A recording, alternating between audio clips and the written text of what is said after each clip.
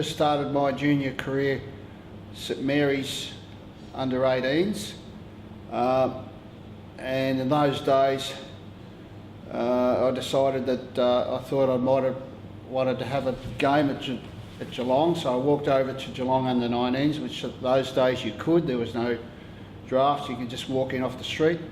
The coach at the time was Frank Pike, and ended up playing at Geelong under 19s.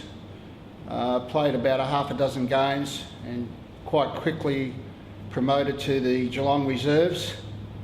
Ended up playing Geelong reserves for the remainder of the year.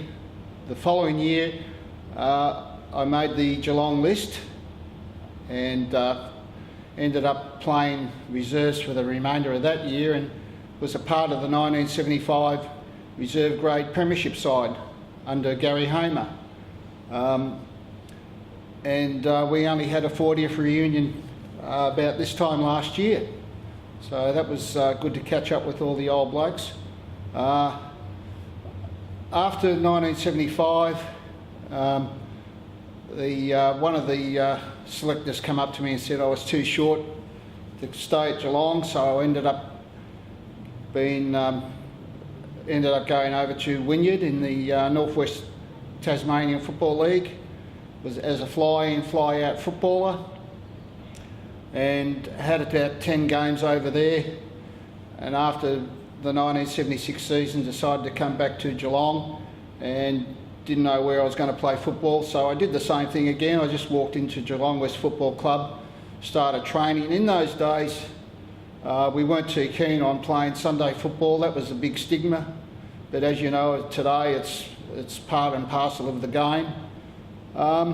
So straight away I sort of got into the side and started playing with some good players, which made it easier to play the game, and ended up having a good year that year. And after 1977, 78, I think, well, Stuart Lord was coaching 1977, 78, and then Billy Goggin turned up in 1979 and managed to get all the good players from around the area at the time, all the good local players, and we ended up playing in the grand final, losing grand final in 1979. 1980 come along, and most of the players had left by that time and gone to local football, and I ended up going up to Newtown with a couple of other players from Geelong West, and we ended up playing in two grand finals, one losing grand final to North Shore, and a winning grand final the following year. So that was about my football career. I couldn't play any longer. I retired about 27, 28. I didn't play much longer after that due to work commitments. And yeah, so I got to meet some fantastic people along the way. So yeah, that was about my career.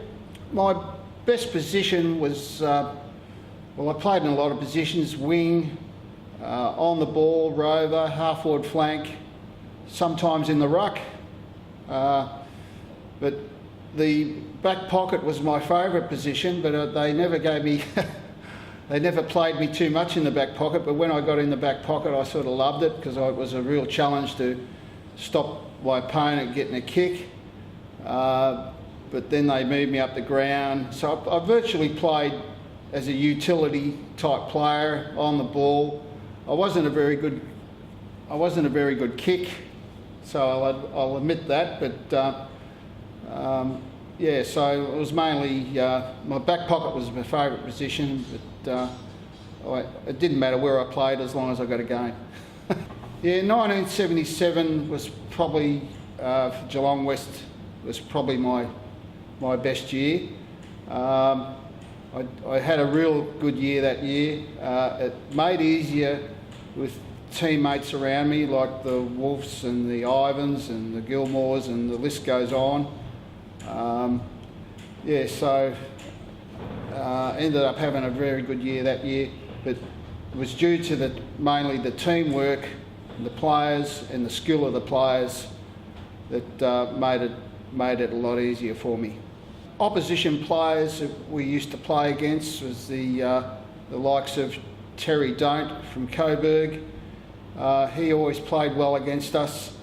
Robert Mace from Frankston always played well against us. And the one player that really stands out, which was a home game down here, I think it was against Prahran, was Wayne Johnson. I think he kicked 7 goals on us that day. Yeah, he really tore us apart, and as it turned out, he went on to be a very good league footballer. Yeah, so he was probably, I'd say, the best player, apart from the blokes at Geelong West or that played at our time. I'd say it was Wayne Johnson. He really tore us apart. Yeah, it's 1979 grand final. Billy Goggin was coaching us, and we were lucky enough to make the 1979 grand final. Unfortunately, we didn't go too good. We had the team to win that year. Yeah, there was a few things in the game which sort of, Johnny Scarlett got seriously injured. But on the day, Coburg were too good. But congratulations to Billy Goggin in getting us that far to the 1975 grand final. But it really was one that got away. Played under some fantastic coaches. Gary Hamer was a very good coach at Geelong in the VFL. And after crossing from Geelong, I went to Tasmania and played at Wynyard. I played under a bloke by the name of Tiger Dowling, who was a legend over there in Tasmania, but not too many people have heard of him over here.